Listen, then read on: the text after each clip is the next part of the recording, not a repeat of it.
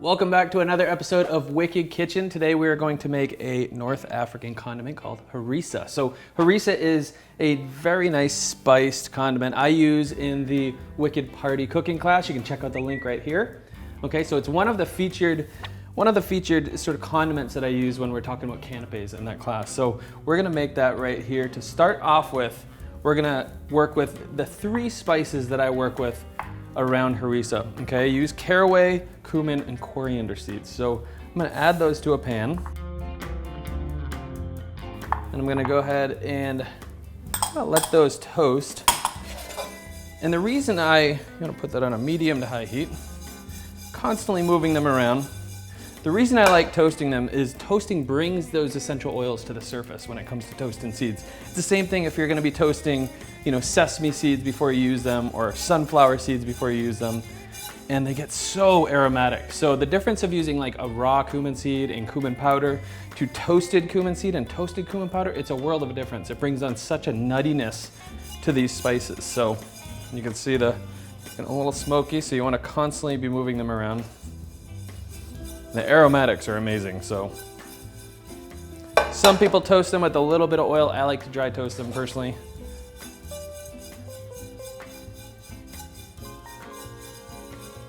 All right, so all it needs is probably about 2 minutes as they're toasting.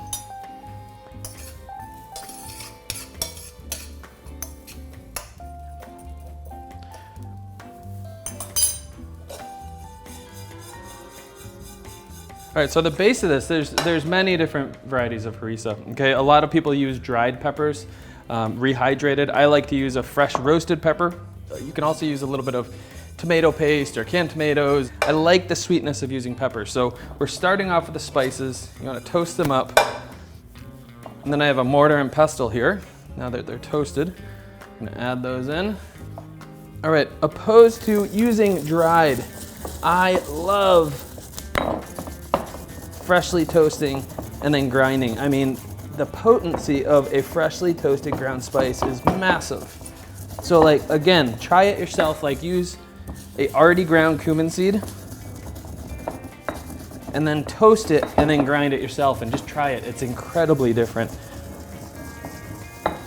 Same thing for almost all spices. Same thing with like, if you're using like a nutmeg or a cinnamon, just try it pre-ground and then grind it yourself and you'll notice a world of difference. So the reason I like to use a mortar and pestle opposed to a spice grinder is it really keeps those essential oils in there. Spice grinder, especially if it's like a plastic lid and all that, it tends to lose a little bit of the potency I've found. So mortar and pestle is a way to go. So if I'm making any kind of curry paste, same thing. I like to use a mortar and pestle, so. Let me show you that consistency. You can see it's not fully ground to a powder, but a little bit of texture there, which is quite nice, so. All right, so now that those spices are ground, we're gonna go ahead and work with a food processor, okay? So I have a little bit of garlic, maybe about 4 cloves or so, that works. All right, I have those roasted peppers. I'm pre-roasted, I roasted these earlier. Let's add these. Adds a really nice sweetness. Again, you can also use like a rehydrated pepper, which works, dried peppers. It's a variety that you can work with. I like making this fresh harissa. It's quite nice to have around as a condiment. All right. We have a little bit of sambal. So instead of adding like a cayenne or a fresh chili pepper, I like to use sambal because in a lot of harissas you'll find just a little bit of white wine vinegar used in a lot of them, or even a touch of citrus. Sambal is quite nice because it adds that little bit of acidity to it as well. Okay, also gives it a nice spice. Let's see here. I'm gonna use almost all of what I ground. Get that pre-ground cumin, coriander. Let's use all of it. And caraway. All right, a little bit of salt. It's a very simple ingredient.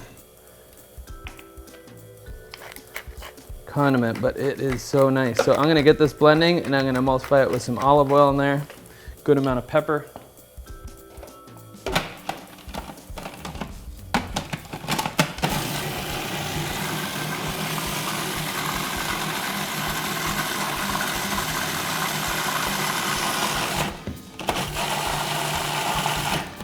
Nice. I like to have a little bit of texture in there so I don't blend it completely smooth.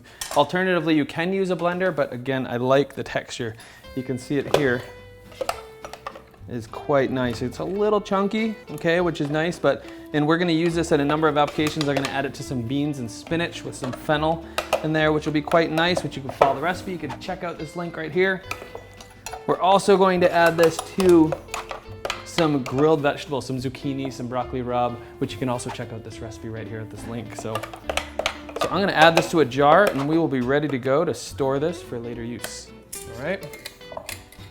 So I love having these jars around. Just keeps it super convenient when you're making these condiments. I mean, whether it's a pesto, whether it's different sauces, hot sauces. And this recipe that I made will make one full mason jar. Look at that freaking accuracy, huh? Damn, I'm good. Look at that. All right, let's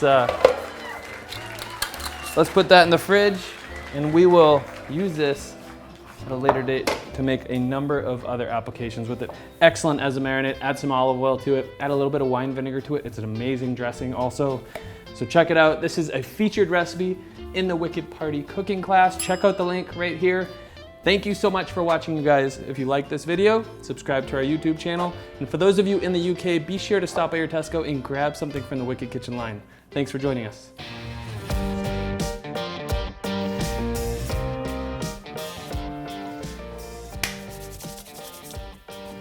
Ready? All right.